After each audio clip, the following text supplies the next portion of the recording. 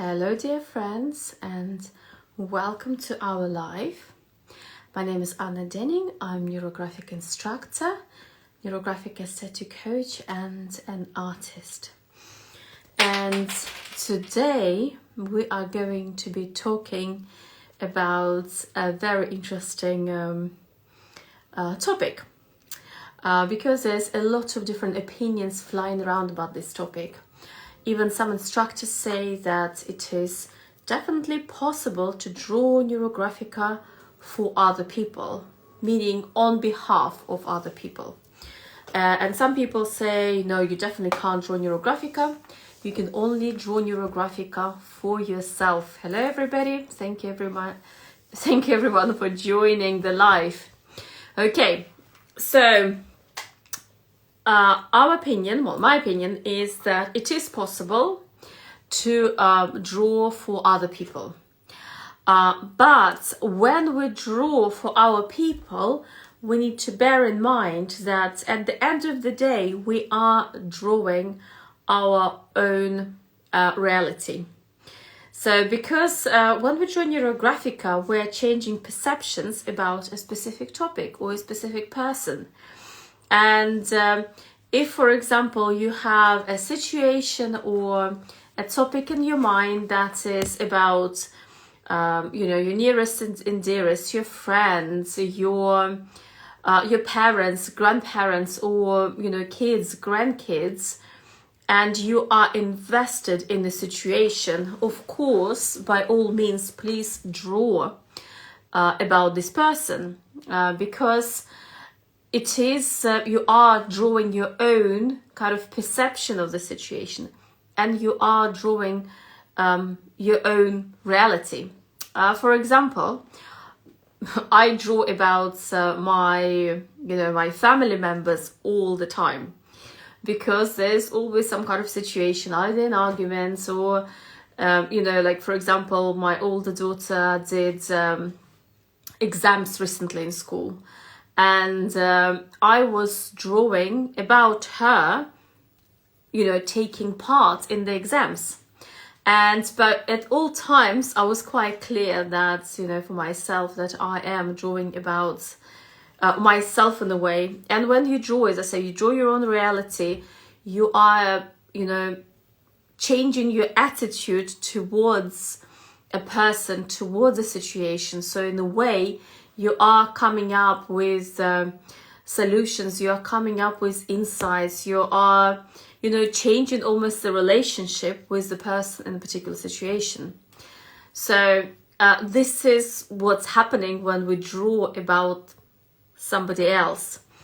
And some people draw about other people without them knowing. And I think it also kind of raises a lot of ethical questions as well. I'm quite I'm spiritual, but at the same time also kind of scientifically oriented. And, we always need to bear in mind that I'm not sure if it is ethical to draw about somebody else, especially not the member of your family. If it is okay to draw somebody, who is, not related to you. So, but you will need to decide that about yourself. So we want, Psychology of Creativity Institute, we're kind of trying to keep to a more scientific approach, let's put it this way. But, potentially if one is working with different energetic practices and they have permission from the person they're drawing about, then, potentially okay. As I say, I'm mainly talking today about kind of a scientific approach.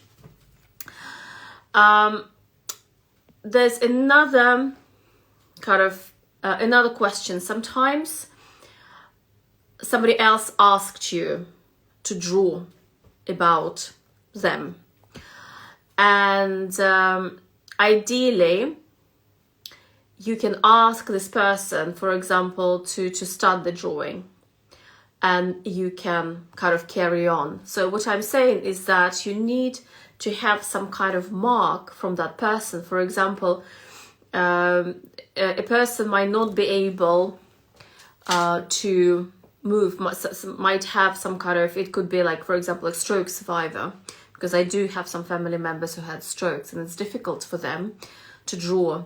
So in this regards, you can, if you're specifically trained, if you're a specialist or if you're a neurographic instructor, you can ask the person to create some kind of mark on paper, and then you can finish the drawing,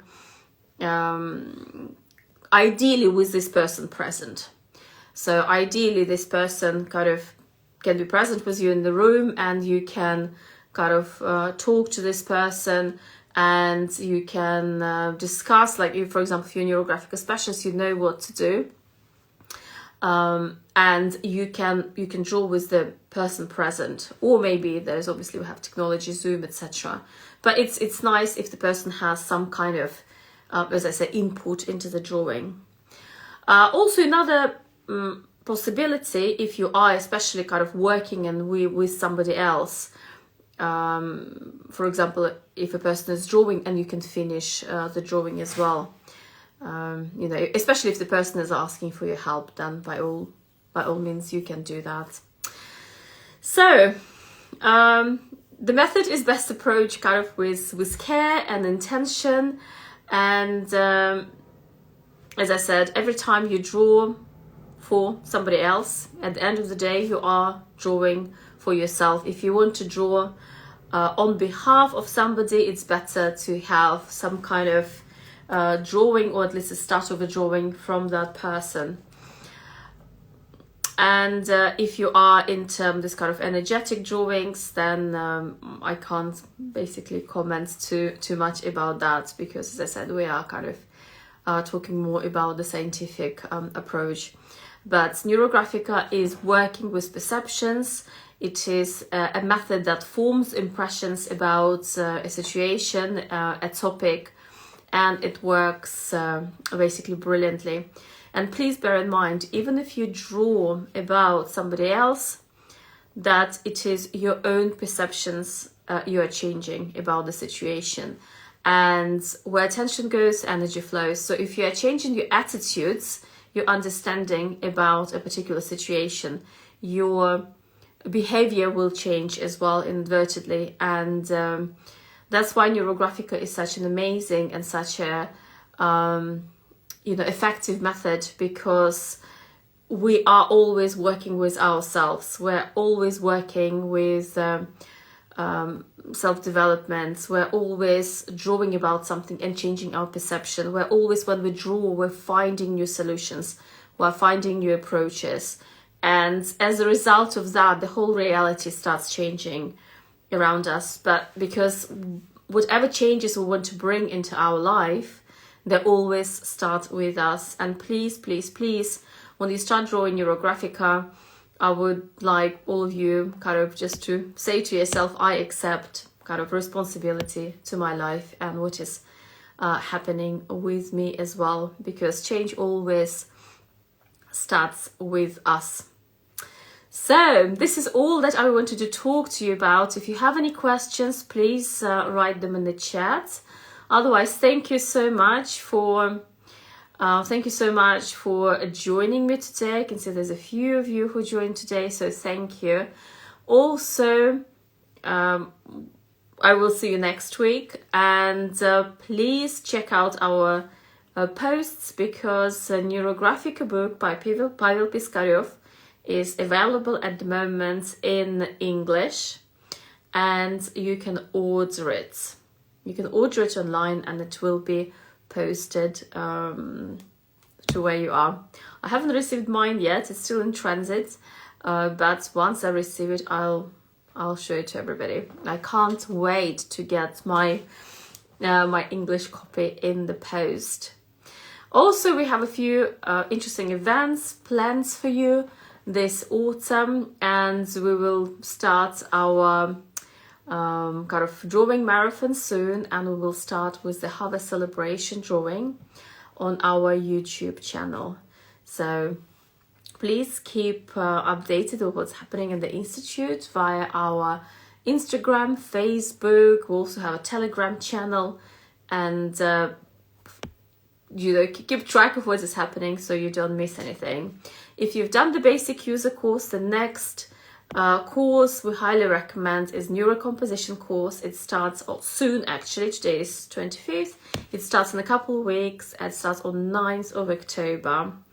And after that, after neurocomposition course, we have another brand new course that is coming out on 9th of December. It is called NeuroColor course. And in that course, we will be discussing the energy of colors and how to apply them, not just in NeuroGraphica, but into your life as well. So please join our courses to learn from the author, Professor Pavel Piskarev. And we look forward to hearing from you. Please, please, please write, send us a message, or before my lives, we always put on stories kind of this little, how shall I say, like question in our stories, any questions. So if you have any questions, I will endeavor to answer them. I can't see any questions today, but please, because your questions also kind of gives me ideas for Instagram lives. So please be active and write down your comments. So thank you so much once again, and I will see you next week. Bye-bye.